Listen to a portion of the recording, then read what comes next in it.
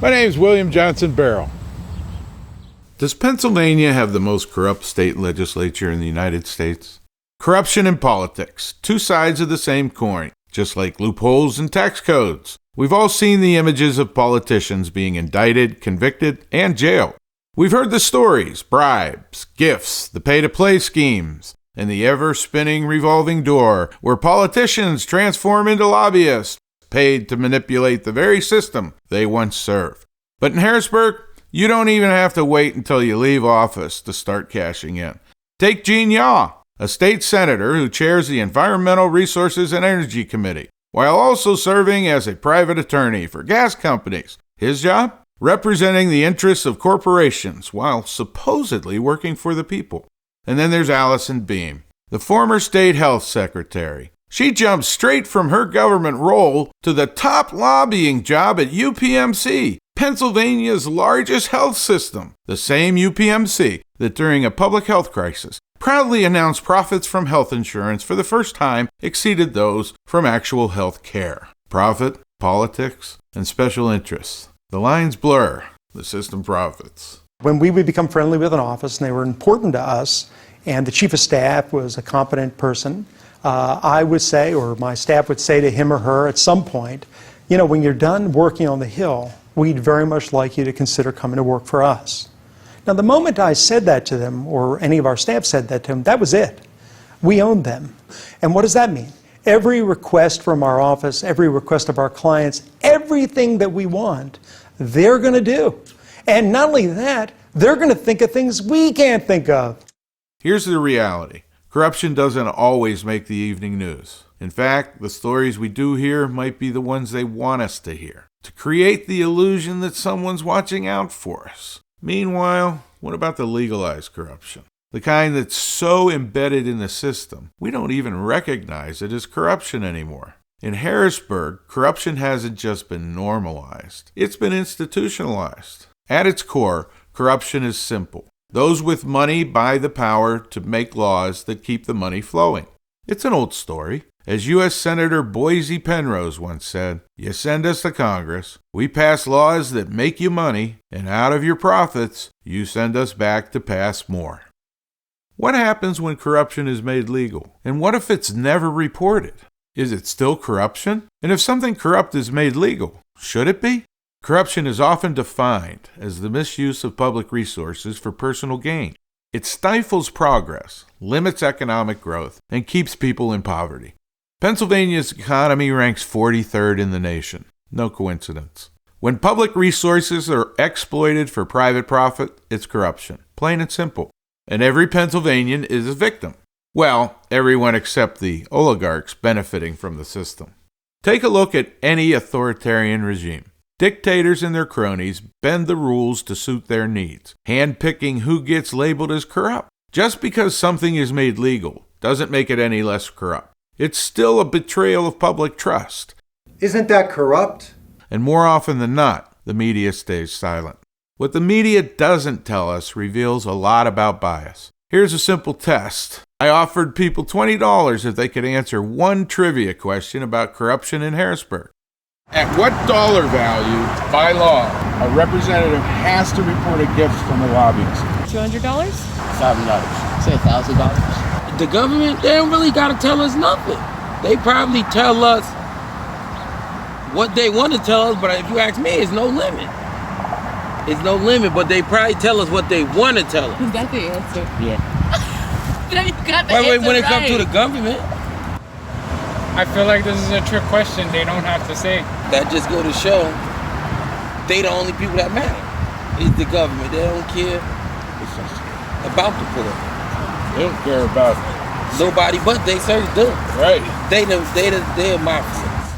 Your state representative can accept a gift of $1 billion, and it's not illegal for them not to report it.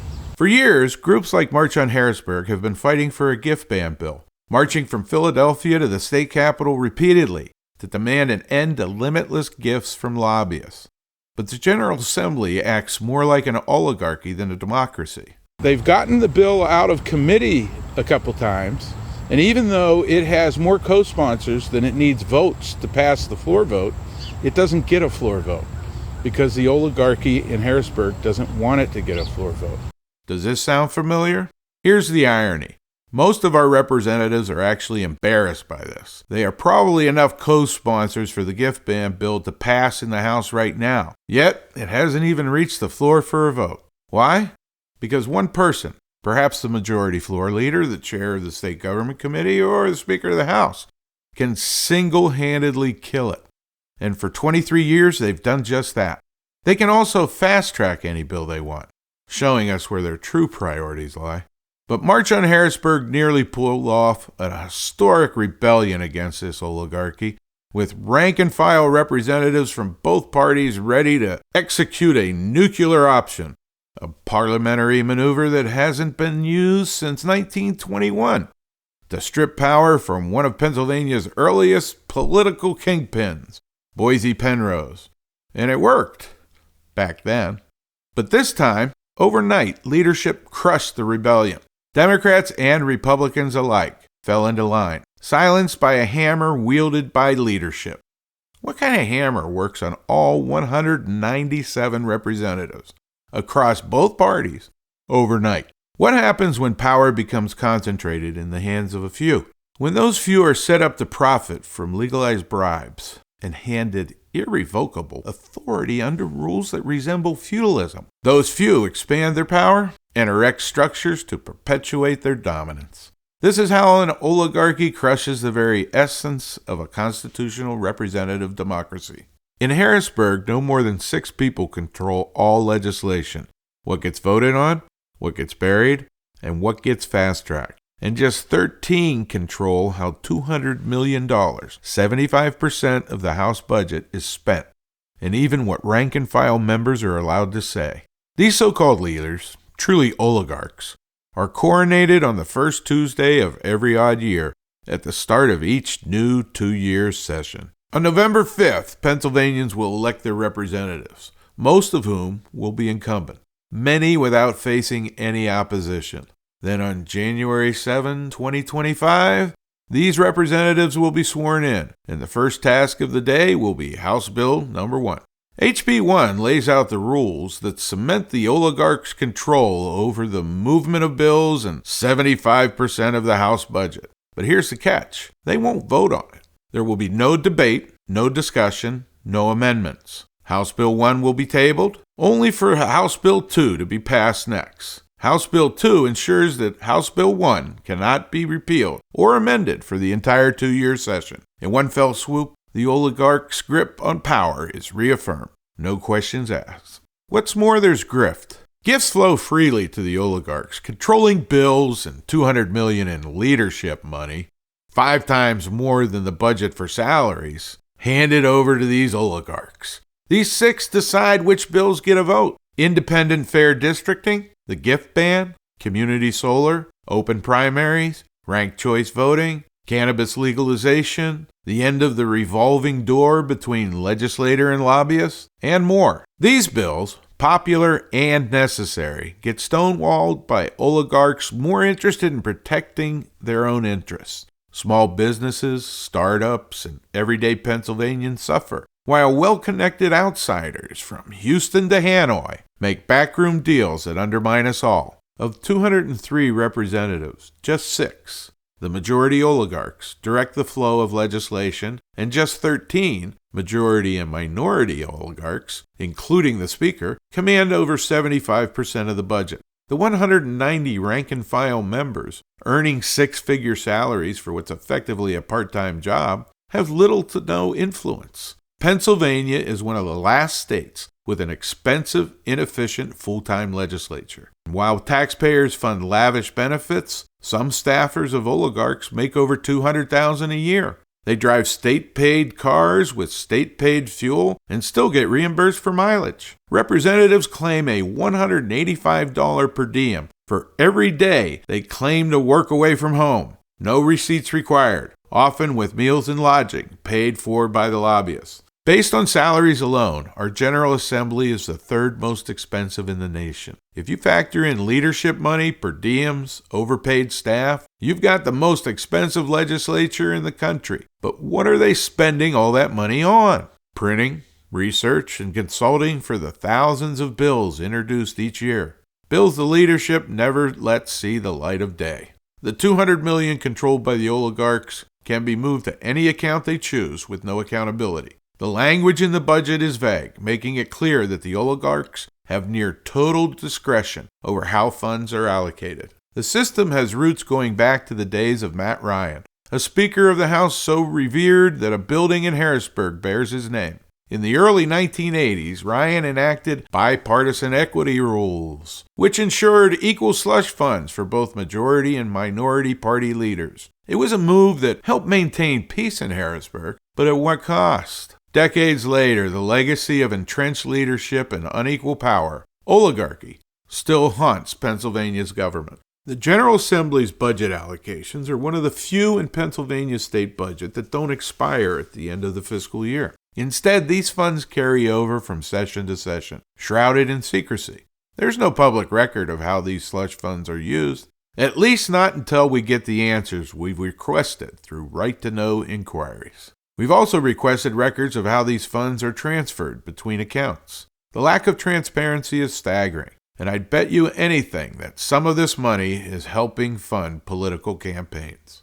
At an enormous expense to taxpayers, the General Assembly maintains two entirely separate computer systems, one for the Republicans and one for the Democrats. It would be far more efficient and cost-effective to have a single unified IT system, so why the separation? Because having completely isolated systems ensures no one from outside the party, least of all the public, sees what's really going on. This added layer of expense serves one purpose: to shield those using taxpayer dollars for unethical, illegal, or otherwise indefensible activities.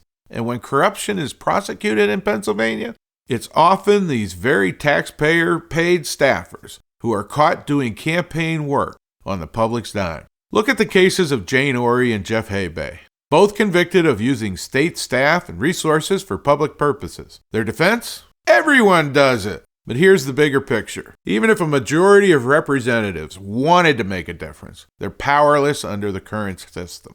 The oligarchs have institutionalized feudal control, leaving the rest of us, small businesses, entrepreneurs, and everyday Pennsylvanians, stuck on an uneven playing field, scrapping over morsels while the robber barons lining oligarchs' pockets reap ill-gotten gains, a recipe for decline in the Commonwealth. The current political system, dominated by a small group of oligarchs, severely limits the ability of most representatives to make meaningful changes. Even if the majority of them genuinely want to improve things, their efforts are undermined by an entrenched feudalistic structure. When you vote for a candidate from one of the two major parties, unless that candidate is one of the few powerful leaders, you're essentially voting for someone who serves this oligarchy, not the people. We need to just get enough votes that in the next election cycle, whoever is running goes, man, if I copy that libertarian's talking point, if I do what he said he wanted to do,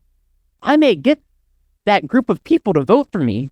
In District 30, the only way to send a clear message to Harrisburg is by voting for someone who will fight for a system that allows everyone to compete on a level playing field. We need a state that encourages individual prosperity, innovation, and entrepreneurship. Right now, too many people are held back by a system that favors those with connections to political leadership. This won't change unless the status quo is seriously threatened. It may sound far-fetched, but there's historical evidence to support this. In the 1990s, the national debt was actually reduced during 2 years when the federal government ran a surplus. There's ongoing debate over whether Bill Clinton or Newt Gingrich deserves credit.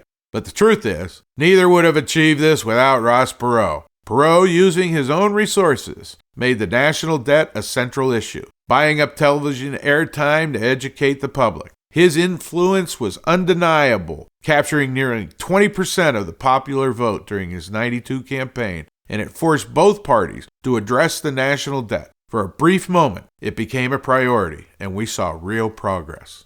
In Pennsylvania, it doesn't take much money to maintain the status quo or to silence the voices of those who challenge it. Our state legislature has built a feudal system that keeps the majority of us from advancing. This is why I urge you, take a bold step. Try something new. Look down the ballot and vote for William Johnson Barrow, Libertarian candidate for State House, District 30. Together, we can break free from the grip of the oligarchs and create real change. My name's William Johnson Barrow, and I support this message.